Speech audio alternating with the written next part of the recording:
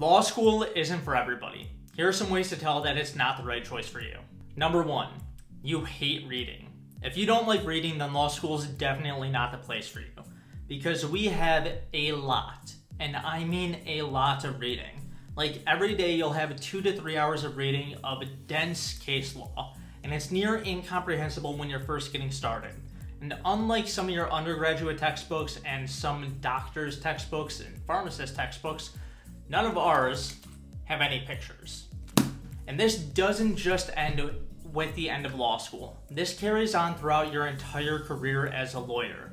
The bulk of your time in your actual career will be doing legal research and reading even more case law, and then going on and doing write-ups on that case law. So if you don't like reading, then think of another career path. Number 2, you don't do well under pressure. Now, this one kind of goes without saying that law is a very high pressure field. If you've ever seen any videos or movies on law school, then you'll be familiar with the concept of a cold call, where a professor will call on a random student in the class and have them explain the case to the rest of the class. And this is actually one of the lower pressure aspects of law school. So if that idea really skeeves you out, then you might not be suited for law school or the practice of law. Most lawyers never end up in a courtroom, which is one of the very high pressure aspects of law, but you're still drafting contracts, doing legal research, and your client's legal futures are in your hands. So you have people's lives at stake a lot of the time. So you need to be comfortable with pressure. And law school tests that through cold calls, through time crunches with the readings, only giving you a couple of days to get through pages upon pages of readings, and most critically, with the exams. The exams are structured in a way where you only have 2 to 3 hours to sit and take a single exam where you don't have enough time to finish in most cases. And that exam is everything that your grade is based off of. In most cases. There are some cases where you have papers and stuff, but most of your grade is based off of a single high pressure exam. So if you don't do well in high pressure situations and the idea of talking in front of the class really irks you, then think of going somewhere else instead of going to law school. Number 3, you don't know what type of law you want to practice. Now, this only really applies if you don't know what type of lawyer you want to be at all. If you know that you want to be a criminal lawyer, but you don't know whether or not you want to work in prosecution or defense, that's fine. Go to law school. Or if you're torn between a couple of different types of law, that's fine. But if all that you know is, I want to go and be a lawyer, and you have no idea what practice area you want to end up in, it might be best to take a little bit of time between undergrad and law school to think about that before you end up going to law school. And also consider whether or not you're just pushing off and getting a job. A lot of people end up in law school and grad school in general because they don't want to leave school. Plain and simple, they don't want to nut up and become an adult. And if that's your case, then don't end up in law school, don't end up in grad school, go and get a job and be a real adult. I know that's hard advice and it's not something that you were expecting to hear in a random YouTube video from a guy named Tex, but it's something that you kind of need to hear because I'm a little guilty of it as well. I am in law school because I want to work in sports, albeit at a high level of sports, and the law school is going to help me reach that end goal, but I'm kind of in law school because I wanted to push off ending up going into my career. So take it from me, if that's you and you're just going to law school or grad school because you don't know what the next step is, take some time to reconsider. Damn, I didn't expect to get so deep when I was recording this video. Okay, alright, back to it. Number 4, you can't handle your liquor. Now, I'm kind of joking with this one, but only kind of. Lawyers have a significantly higher rate of alcoholism than the general public, and this kind of relates back to number 2.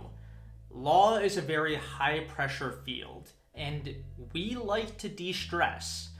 So much so that every time that lawyers are getting together and having social interactions or networking, it always happens around alcohol.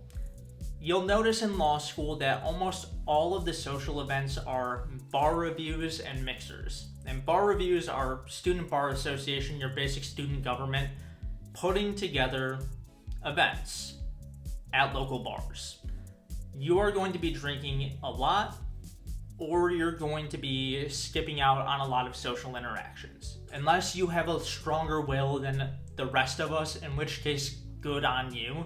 But if you don't like drinking, if you don't like that aspect of socialization, then you're going to struggle a bit with networking in the legal field. And that's just one of the sad realities of law and law school in general. But it's kind of an inevitability. There are ways around it. You can make friends without drinking, but like I said, the bulk of the social interactions in law school and the legal field are related to alcohol. So if you can't handle your liquor, then maybe work somewhere else. Number 5, you're creative or you don't like rigid rules. Specifically, if you're a creative writer. Legal writing is going to piss you off. Legal writing is extremely rigid, as is almost everything in law school and the law in general. And it takes the soul out of everything creative that you do. Whenever you're writing, you need to basically get rid of all of the flourish that you've developed over these years. Everything that made you a good standout writer in your English classes, it makes you an awful legal writer. And that is a very hard pill to swallow. Just like it's a very hard pill to swallow that most of the time, opinions and these far-reaching ideas and being creative and finding unique solutions isn't what we're looking for in the law. We are looking for a correct answer. There is a specific interpretation that works. There are certain areas of the law where that interpretation, you can go with whatever you're feeling and be more creative, particularly constitutional law, as we've seen with our Supreme Court.